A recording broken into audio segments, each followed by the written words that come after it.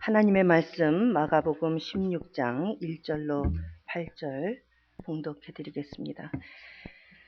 안식일이 지남에 막달라 마리아와 야고보의 어머니 마리아와 또 살로메가 가서 예수께 바르기 위하여 향품을 사다 두었다가 안식 후 첫날 매우 일찍이 해도 전 때에 그 무덤으로 가며 서로 말하되 누가 우리를 위하여 무덤 문에서 돌을 굴려주려 하더니 눈을 들어본즉 돌이 벌써 굴러졌으니 그 돌이 심히 크더라. 무덤에 들어가서 흰옷 입은 한 청년이 우편에 앉은 것을 보고 놀라매 청년이 이르되 놀라지 말라. 너희가 십자가에 못 박히신 나사렛 예수를 찾는구나.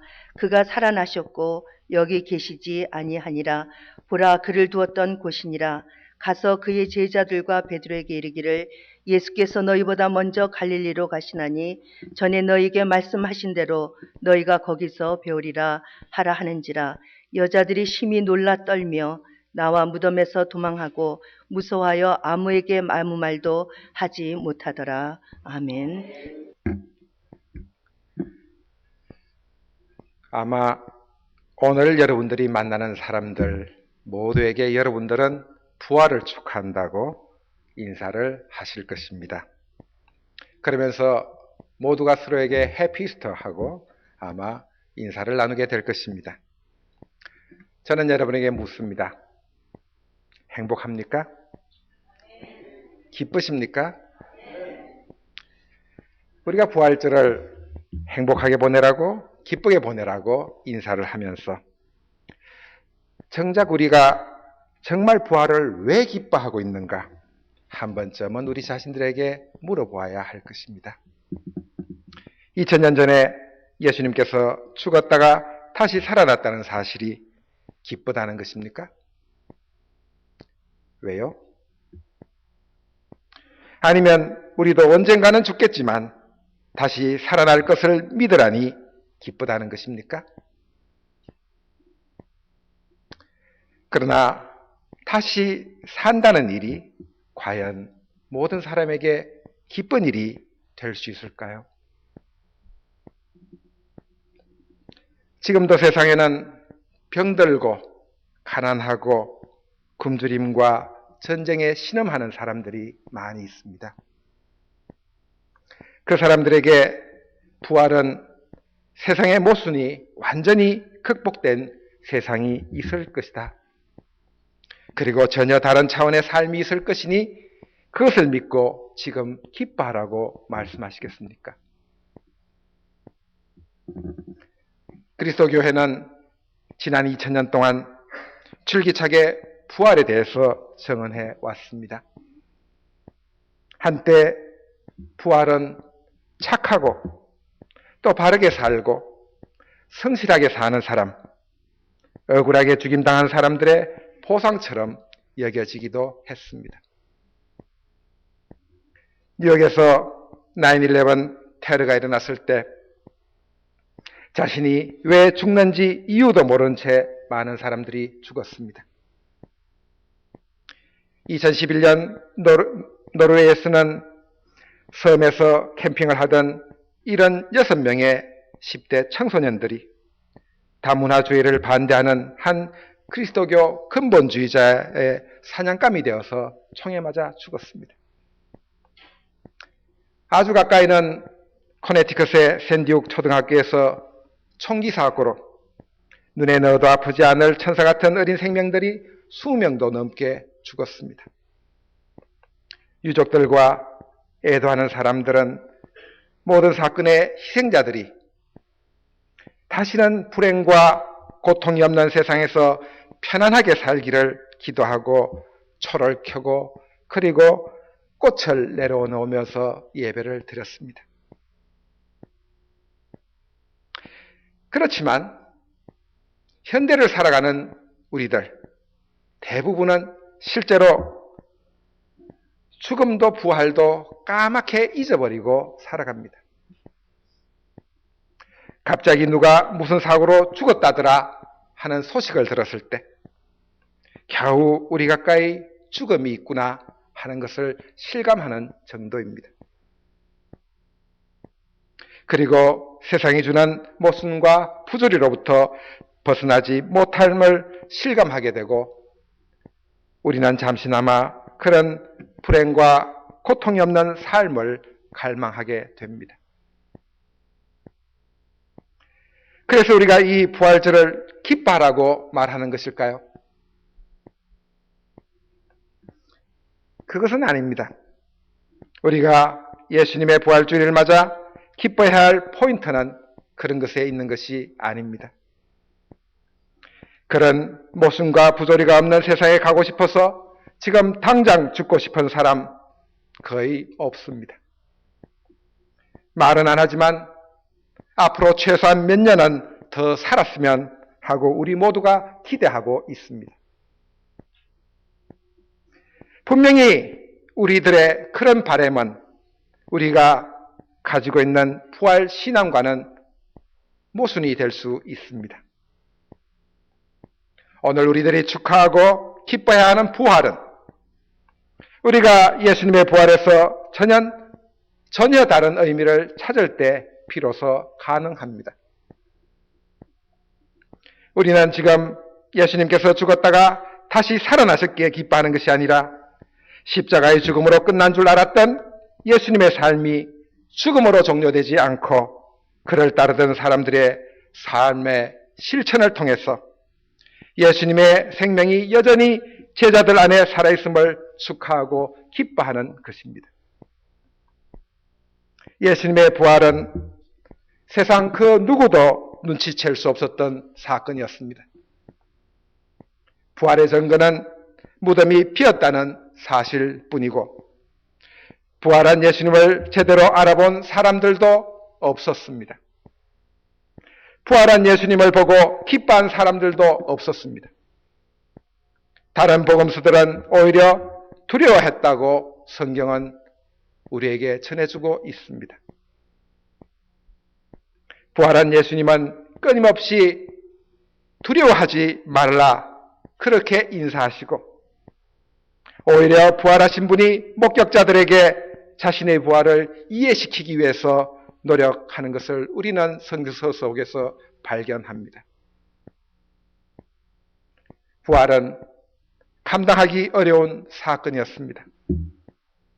나인성 과부의 아들이나 회당장의 딸처럼 죽었던 시체가 다시 일어나거나 죽었던 사람들이 다시 돌아온 소생의 사건들에 대한 증언들은 있었지만 예수님의 부활은 그런 소생이나 환생의 사건으로 완전히 이해되는 것이 아니었습니다. 제자들은 주님을 버리고 모두 떠나갔습니다. 두려웠기 때문에 떠나갔습니다. 죽음의 그림자가 눈앞에 어른거리자 자신의 목숨을 건지고자 스승을 버리고 도망가 버렸습니다. 그 스승 예수님 어떠한 분이십니까? 철저하게 다른 사람들을 위해서 매맞고 조롱당하고 십자가를 지고 골고다를 쓰러지면서 올라가신 분.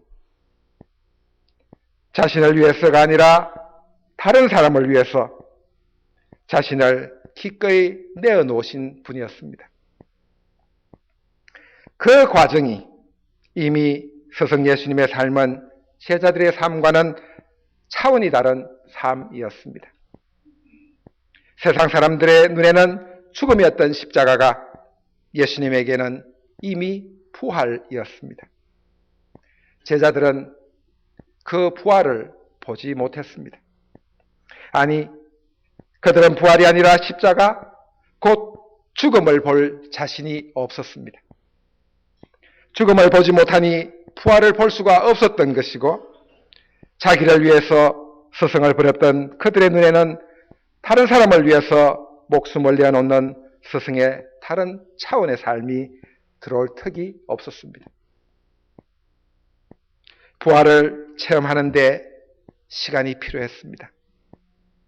스승의 삶이 십자가의 죽음으로 끝나지 않았고 지금도 자기 십자가를 끌어안는 사람들, 남을 위해서 자신을 내어놓는 모든 사람과 또 그 사랑의 실천 속에 스승이 여전히 살아있음을 확실히 확인하고서야 비로소 예수님은 죽지 않고 인간들의 짊어진 십자가 속에 부활하여 살아계심을 깨닫게 됩니다.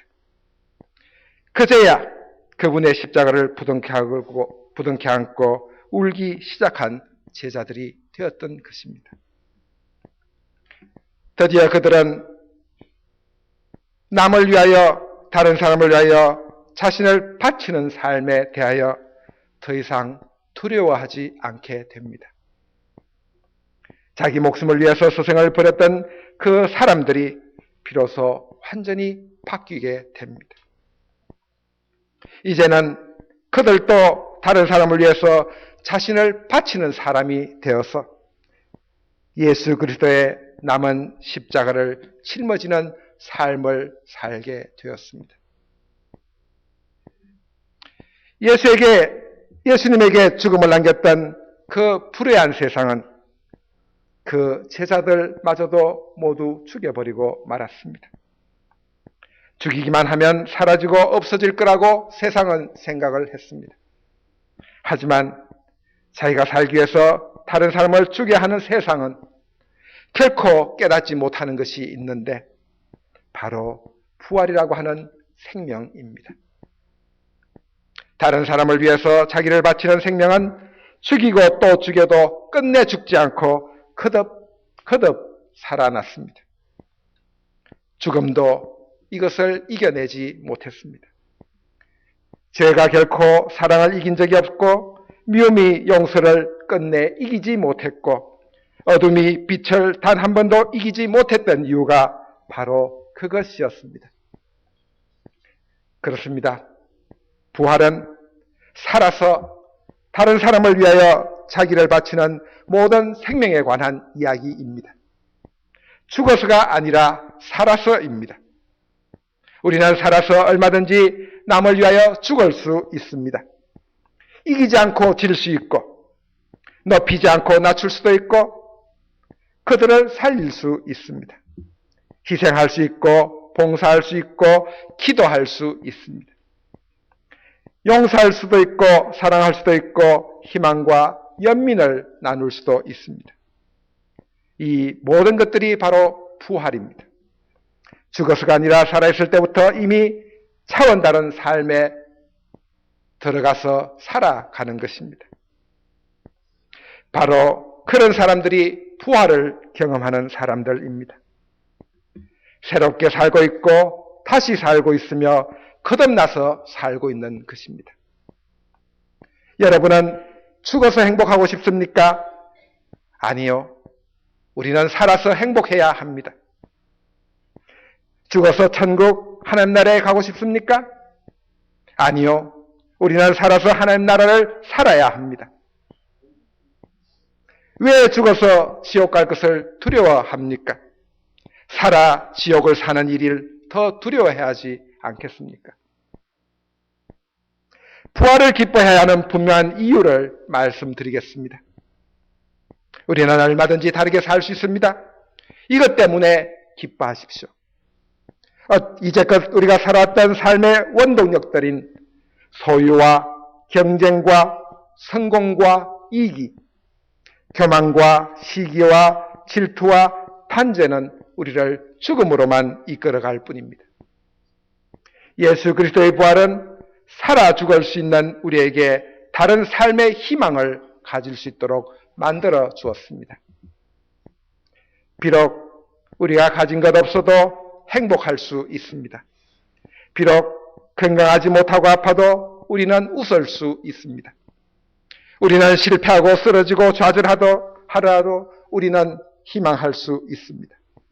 바로 우리는 다르게 살 수 있다는 것입니다.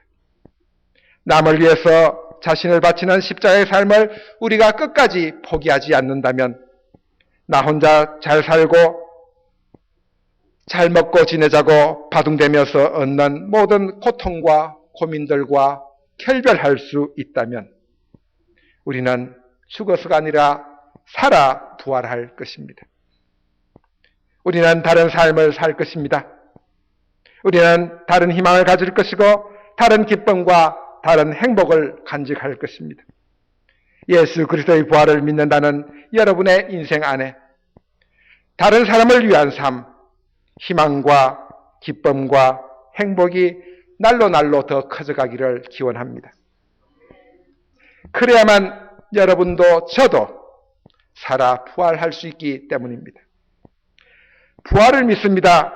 백날 고백하는 것보다 더 중요한 것은 자신의 십자가를 분명히 하는 일입니다.